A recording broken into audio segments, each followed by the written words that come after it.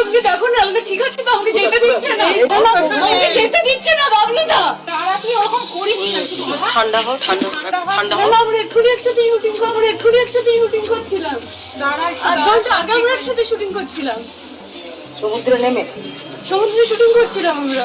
পড়ে গেল নাকি ও একটা হঠাৎ করে? আমিও মরেছি, দুজনেই পড়ে আমি গেছি। ঠিক আছি।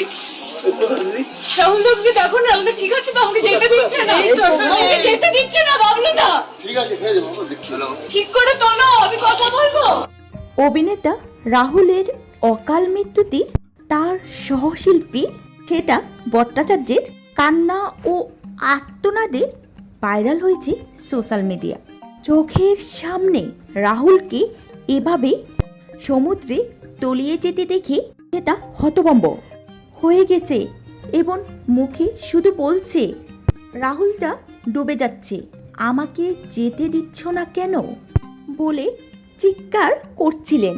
তালসারিতে শুটিং চলাকালীন চোলাপাড়িতে পা আটকিয়ে এই দুর্ঘটনাটি ঘটে যায় বলে প্রাথমিকভাবে ধারণা করা হচ্ছে।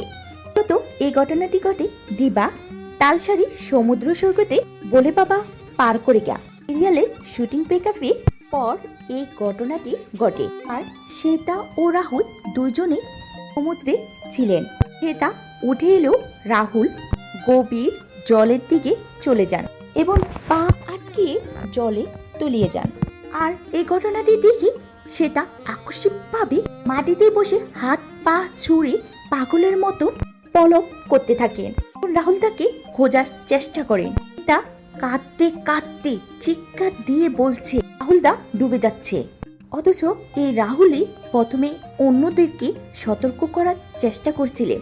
তা বিধ্বস্ত অবস্থায় মাটিতে বসে হাত পা ছুটছেন এবং বারবার জিজ্ঞেস করছিলেন, রাহুলদা ঠিক আছে তো, আমাকে কেন ওখানে যেতে দিচ্ছে না?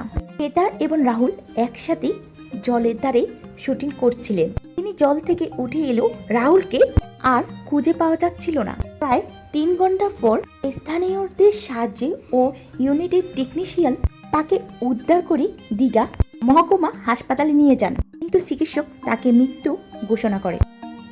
রাহুল 43 বছর বয়সে এই দুর্ঘটনা শিকার হন, যা টলিউড ও ভক্তদের জন্য এক অপূরণীয়